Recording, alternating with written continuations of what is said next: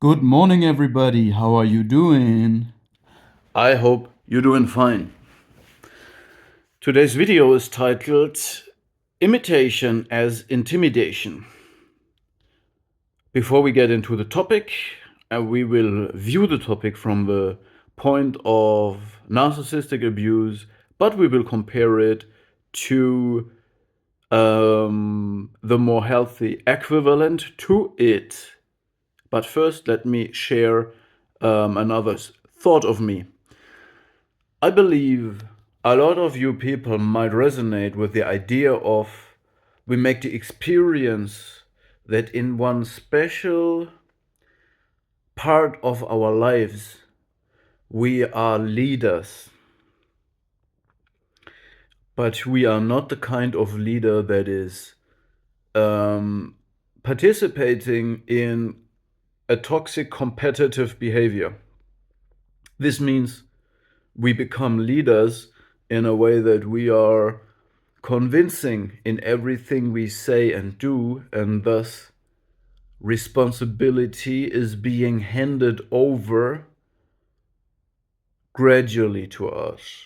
And then we will convince through performance. And it is like, as example, a soldier is proving in some way to be very capable, and then everybody in the army respects him, and people will naturally want to support this person and feel safe in their environment.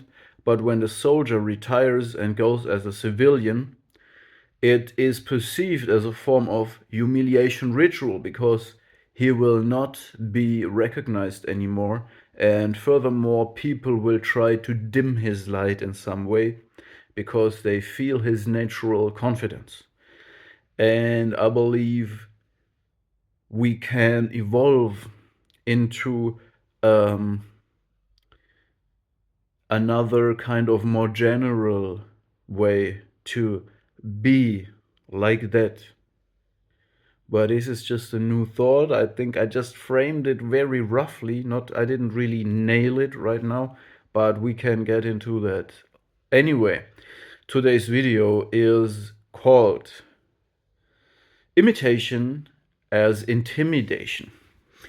But let's first talk about a healthy way that something like that can happen. And there are some parallels to the so-called humiliation ritual. I believe the term is coined, or there's a person who claims to have coined this term, and I believe this can be true. His name is called Iron in the Soul. It's another YouTuber.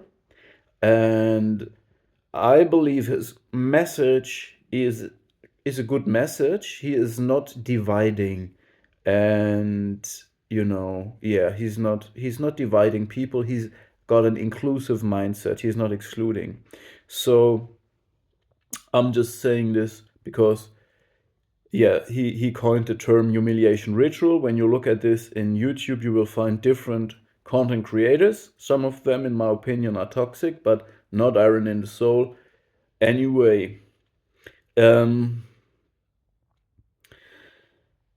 everybody is replaceable. Now we're starting. Core message, okay? Everybody is replaceable in some way. But in another way, nobody is replaceable. Let's look at a metaphor. As when you look at a forest, at a natural forest, naturally grown forest, there might be some very unique, very huge trees. And when one of these trees fall, a huge gap is created. And it might take many years until this gap is being filled again by other trees, and it might take 2 or 3 smaller trees to fill the gap. Yet even the 2 or 3 other trees cannot provide the same unique ecological niche and space for life. It cannot provide the same space for life that the big unique tree before could provide. So this tree then has been replaced by other trees, but it's not an exact resemblance of the energy this tree had before, of the life space it provided before. And the same is with people, which means some people can never be reassembled, in their energy, in the way they did things, in the broad spectrum of tasks they could perform in their unique way. So they will never be replaced. There will never be someone who does it the same way. Yet, when these people go, they will be replaced. So this is why everybody is replaceable, but at the same time, nobody is replaceable, okay? And this also creates a form of emotional or cognitive dissonance or anxiety in people, the fear to be replaced. And also a person will know that they cannot be replaced in some way. So there's, a person with self-assessment, introspection, not living in a fantasy world will know I can be replaced, but at the same time I can't be replaced because I also am having functions, social functions and relationships, and the people who rely on me and I rely on them, we have a connection, and this connection will never be um, recreated by anyone. It's not possible, okay? Because of the uniqueness of human relationships and shapes of every human being, inside and outside. Excuse me, please.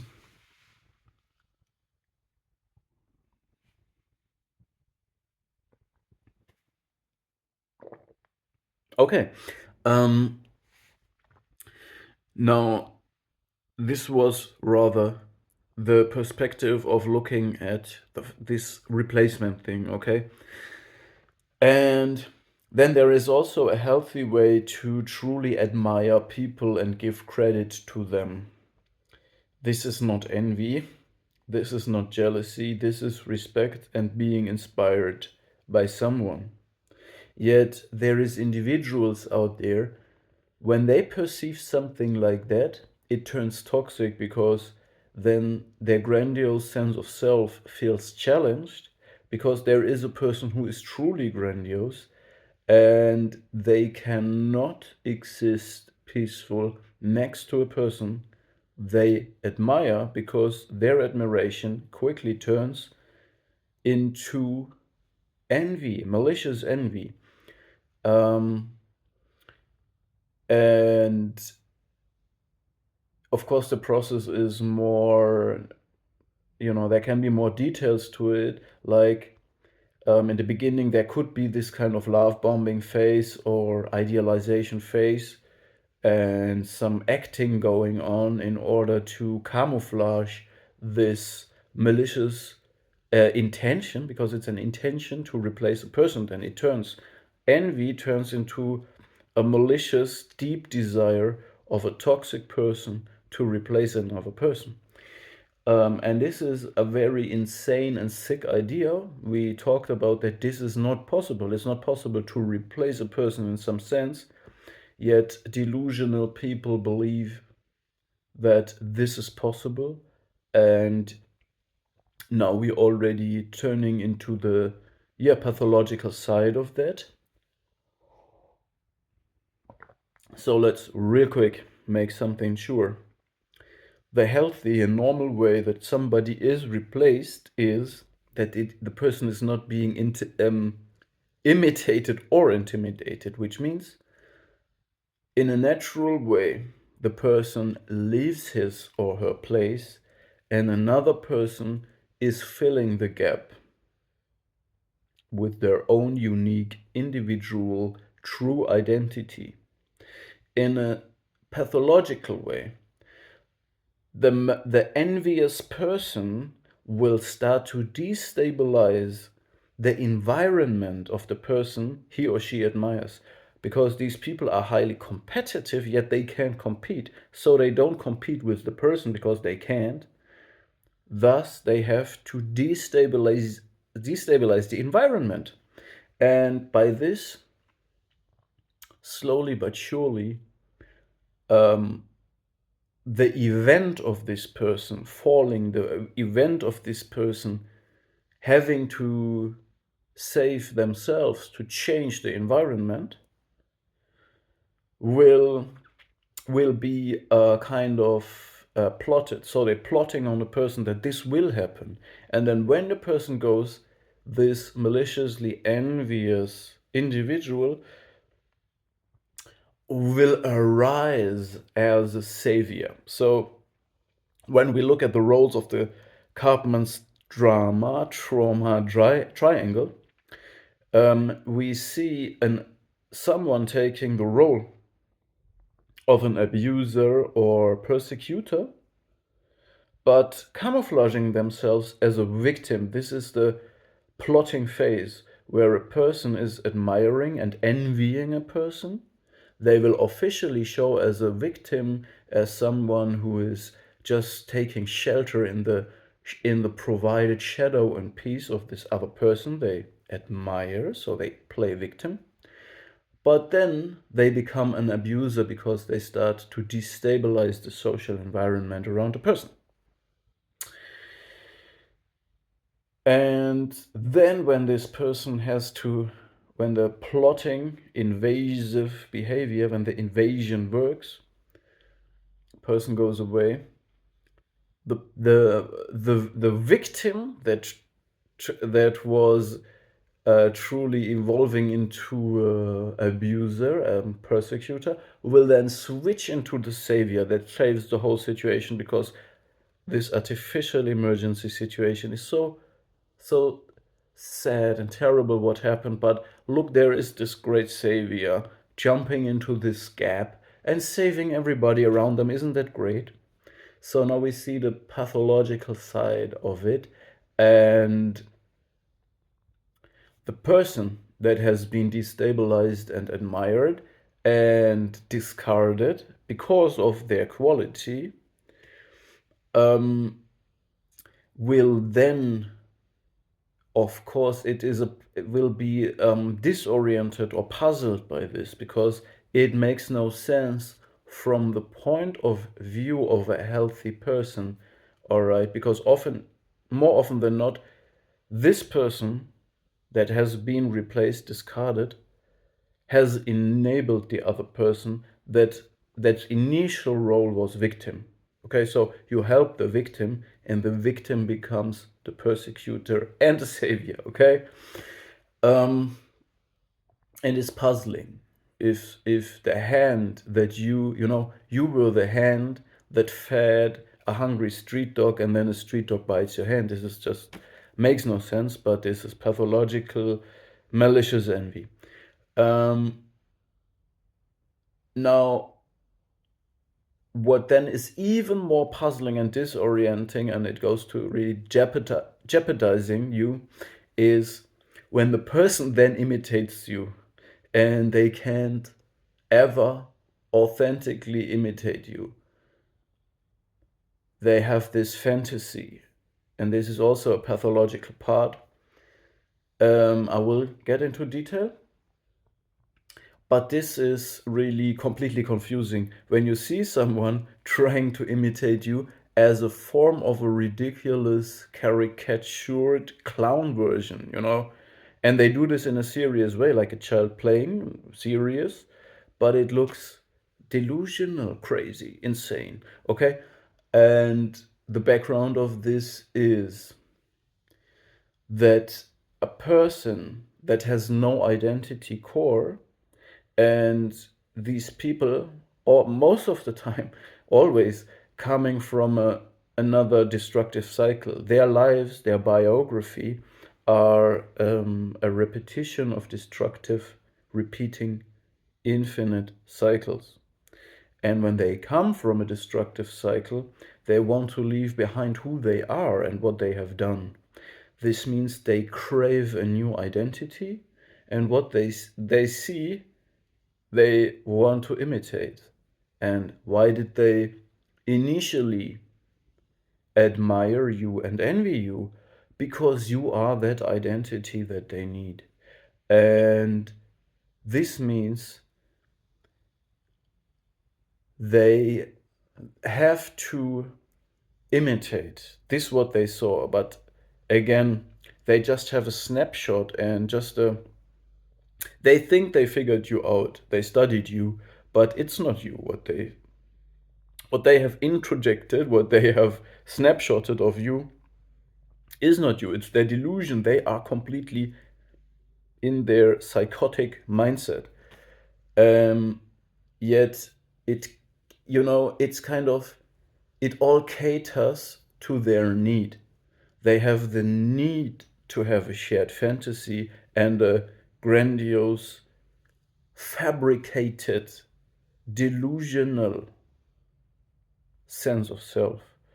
And this, it caters to their need that you provide that for them in their kind of thinking.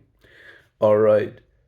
But for the person that goes through this process, this is kind of a humiliation ritual, or it is supposed to be humiliating. Yet, if you look at it in this way that I'm explaining you, I'm offering you a narration, is actually humiliating for the person or the persons doing it, because more often than not, it's at least this triangular that we have talked about in former videos, where two codependent, dysfunctional personalities team up to remove this person from its position.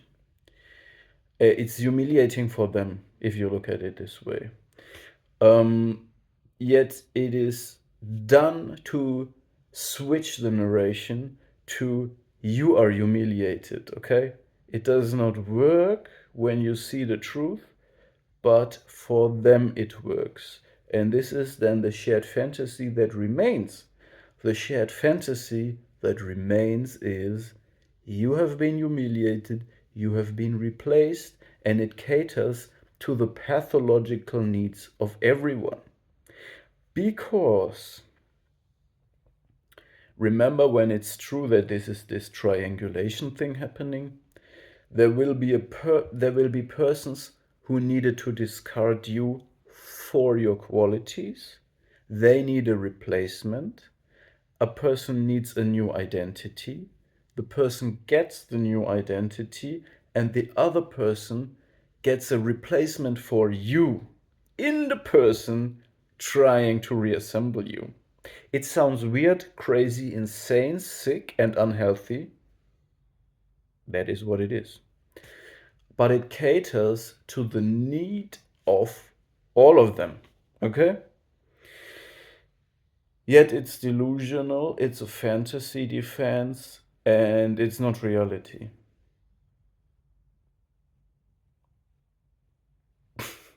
Okay, I basically